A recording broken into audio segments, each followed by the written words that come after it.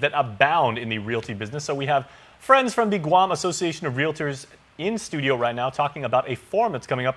John Duenas is a somebody for Guam, the Guam Association of Realtors, to put it lightly, John. Yes. Legislative chairman, as I understand. Chairman of the Legislative Committee. Very nice. And I would say, with all due respect, sir, you were a very good friend to my father. Your better half is also very, very active in the realty community. Exactly. Obviously. I see her on TV every week. We've been doing this segment now for 6 years. And she has taught me a lot. So congratulations to you, and we're happy to have you here. And then, of course, Monty McDowell. We must be talking about something lucrative.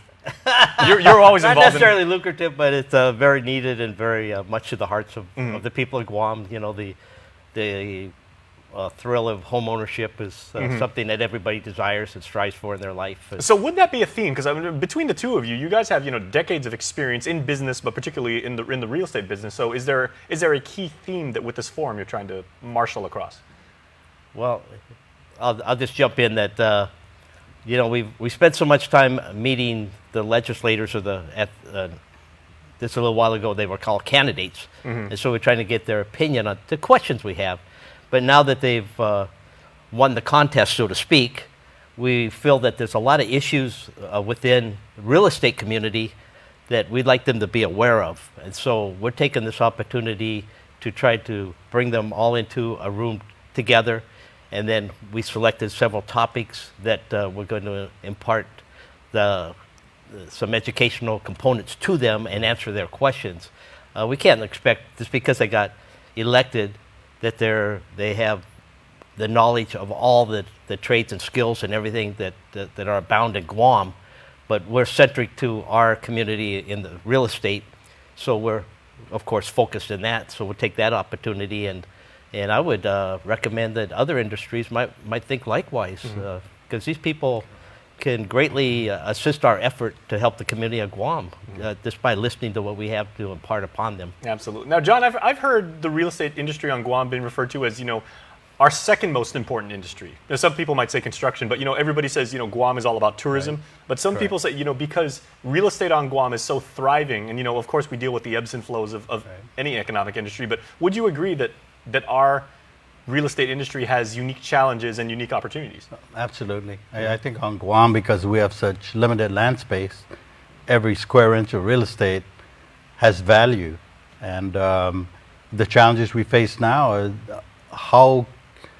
how can we build homes to satisfy the needs of our affordable class, so the people that need affordable housing, middle class, people that can get they can buy homes that are moderately priced.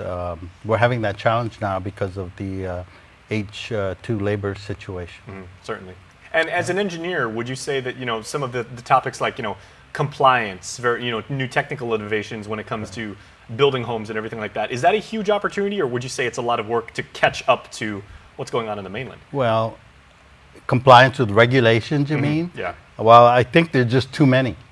In my personal opinion, I think a lot of agencies out there, government agencies, federal and local, when they have the responsibility to, say, protect endangered species, I think many times they have the tendency to go overboard and create these regulations that become a morass, like a maze, that you have to get through in order to get a building permit. I think maybe streamlining perhaps the regulations, or looking at ways to grant waivers where endangered species aren't really a big issue.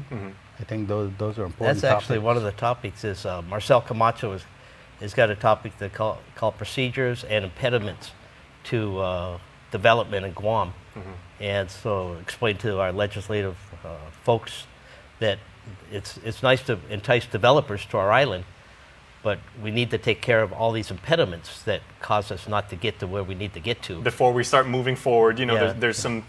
So why do we have all these things that John is relating to? That's one thing that when Trump came into office, we may like him, not like him, or whatever, but man, he started writing some executive orders and just cutting right through some of these things. He said, we don't need a lot of this regulation.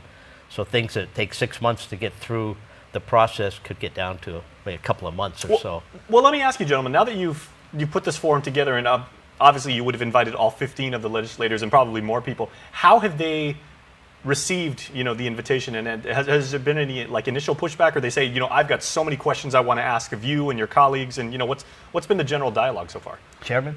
We haven't seen any pushback. I think the biggest impediments we had was the fact that they would schedule a session on the date we wanted to have the forum.